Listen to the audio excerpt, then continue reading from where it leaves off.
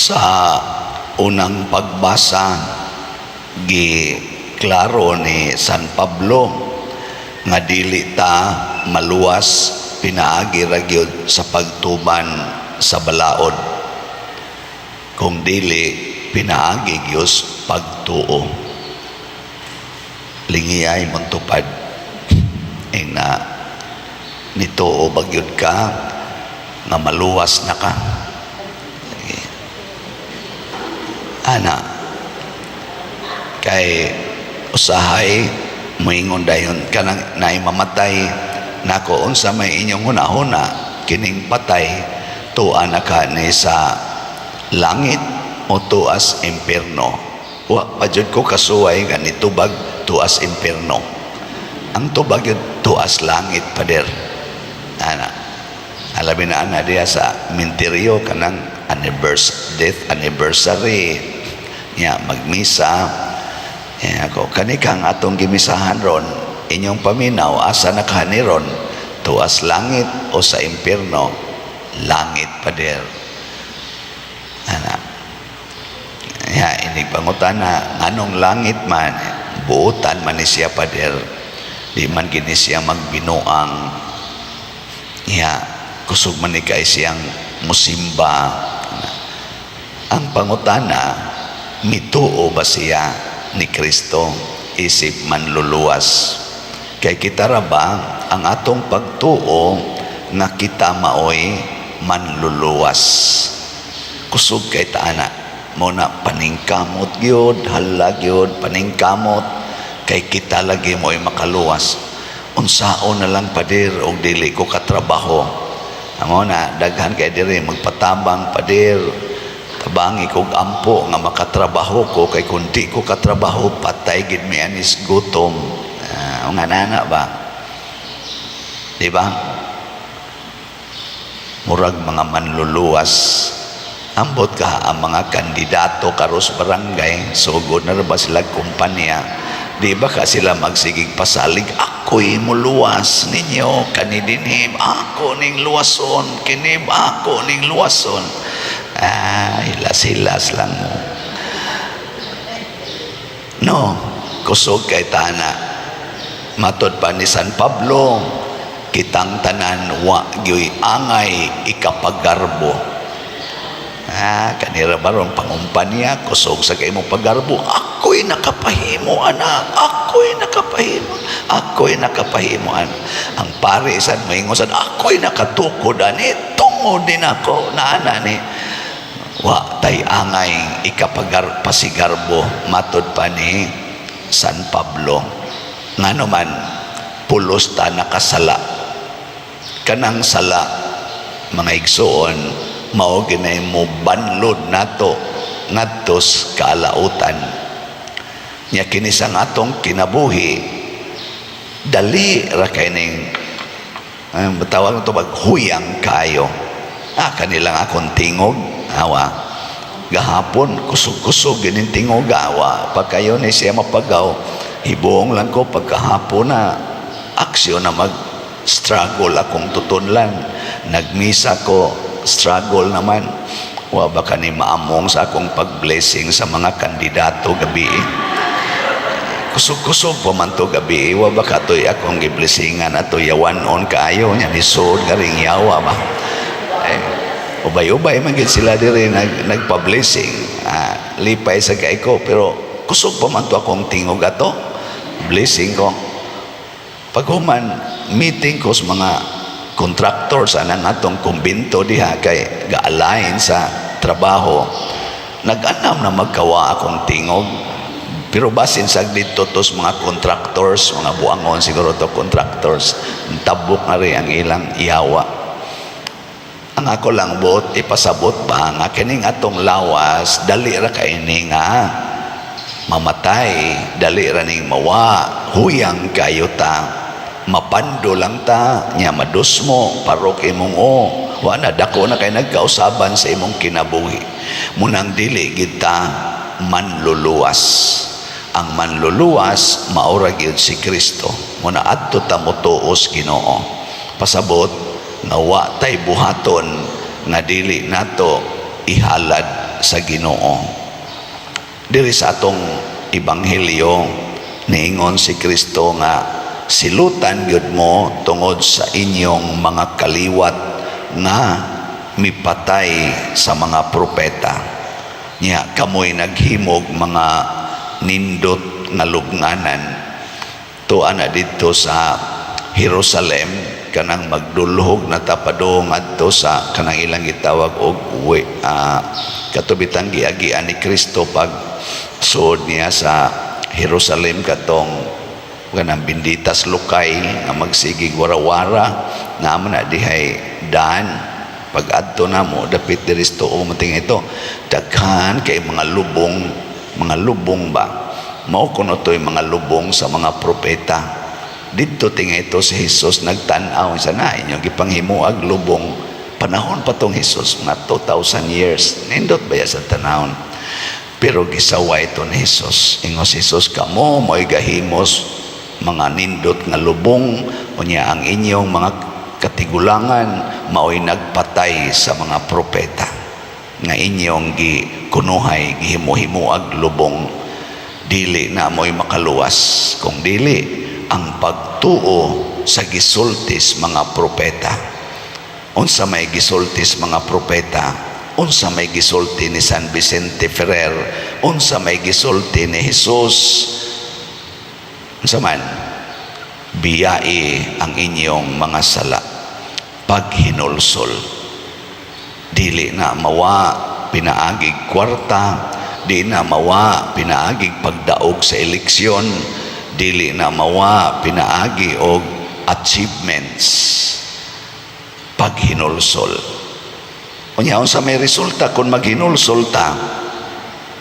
Unsa may resulta? Mahimot ang mga manluluwas kauban sa kaluwasan or tigdala sa kaluwasan gikan sa Ginoo. Muna paghinulsol ni San Agustin sa iyang kabuang suna nahimo na siyang buutan, nagdaan na siya kaluwasan sa kalibutan. Paghinulsol ni San Ignatius of Loyola gikan sa iyang pagkaambisyoso nga pagkasundalo nahimo na siyang tigdala sa kaluwasan sa kalibutan hangtod karon. Paghinulsol ni San Pablo gikan sa iyang pagkamanlulutos hinulsol siya siyang sala nahimo na sad siyang agianan sa grasya. Sige lingay mong tupad ingna unsay imong angay hinulsulan. Kaya basig wa na siya kibaw. Na unsa may angay nimong hinulsulan. Isiglan tagbantay ani kay naa man kitay mga sala. Matod pa ni San Pablo kitang tanan nakasala. Maghinulsol na ta. Aron muhag-agi dayon ang kaluwasan. So sama pananglitan aning ato mga projects dinhi. Nagsigitag baligyag mga slots. Siguro yun ko nga ang namalit aning ato mga slots nakahinulsol na ni silang sala. Kay guwapa ni sila kahinulsol, di gini mamalit.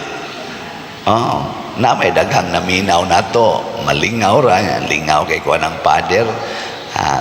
Kutob ra sila diha, pero di yun mo palit og slot, nga naman, gibabagan sa sala.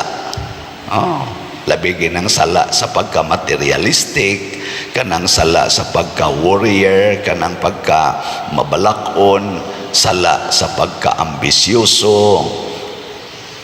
Mubabag man na sa atong generosity.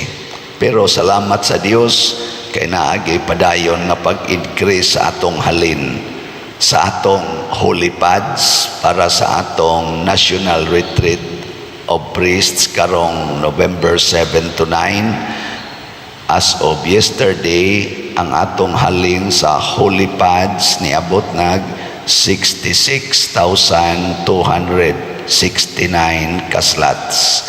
Pakpak. Nag-anam nagkajutay, no? 33,731 na lang ang kuwang. O niya, sa ato sang 30 slot challenge, kaning tag 3,000. per challenge. Nakadawat na putag as of yesterday 740 ka 30 slot challenge. Pakpak na sad. Sa ato sang investment slots kaning DSAP as of yesterday na natay 84 slots nga halin. Pakpak. Onya sa 84 slots na natay 61 na actual cash investment. Malipay. So, basin ugma pohon, ato na ning marimit ang atong partial payment. Basig makahatag tanig mga 30M siguro, partial payment. O, di gamay na lang tagkuwang. Di ba? Mura mamugwa, malipay nga. Mao lagi na, basta di mo palit. Basta di lagi mo palit, digin mo malipay. Pero congratulations sa tanang namalit niya. Naapa may 56 ka DSAP nga available. Kinahanglan na lang tag 56 ka tao nga mo invest og tag 500,000 pesos. First come, first serve na lang ni siya. Ako lang ning gisgutan kay dagko kay ning ato mga proyekto. Dagko ba? Makaingon ta nga murag imposible matingali ng mabuhat. Pero kay Ginoo may gasugo. I believe nga gisugo radyod tas Ginoo ani ato ning buhaton kay ang tumong alang mas kaayuhan sa katilingban, dili kaayuhan sa particular person. Kung dili para gyud sa atong parokya, para sa archdiocese, para sa ato dinhing mga katilingban. Mao ni siya ang kaluwasan. Dili kita mao hinungdan, dili ang atong kabuutan, kung dili ang atong pagtuo ug ang atong pagkamapaubsanon nga magpagamit ta sa Ginoo. Kay mogamit man gini siyag mga tao. Ang atong giingon sa atong salmo, naingon ta diha sa Ginoo anaa ang kaluoy ug ang kapuno sa kaluwasan. Angay gitang kaluyan tungod sa atong pagkamakasasala, pero iya sa tanggi himo nga agianan sa iyang kaluwasan. Atong iyampo ang atong mga kandidato, mga politicians, labi na sa mga barangay level karon nga eleksyon nga muilaon ta sila nga agianan sila sa kaluwasan, dili sila mga manluluwas. O hinaot unta nga sinabtanay sila, maghiusa, magtinabangay, kay pulos man sila agianan lamang sa kaluwasan. Wa untay magpagarbo nila nga magsigig pagarbo nga siya ragyod mao'y labaw sa tanan. Kay kitang tanan way kapuslanan kun wa si Kristo. Muna anha kita motuos Ginoo dili sa mga politiko. Ay mugtuan ang mga politiko ug magsulti-sulti na sila nga maay sila, ay tuo ni Kristo nga mugamit gid siya usahay og mga politiko. Mo na itong iampo. Sige, lingay mong tupad na dinata mo tuos mga politisyan na.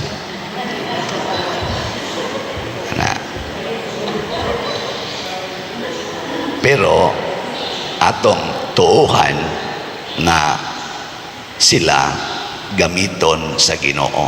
Adto ta mo tuos Ginoo, dili nila. Pero mo tuo ta gamiton sila sa Ginoo. Mo na'y atong himuon.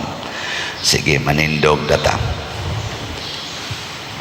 Mga igsoon, pangayoon nato sa atong Ginoo ang iyang kaluoy o kaluwasan. Malaomon kitang moingon, Ginoo dungga kami.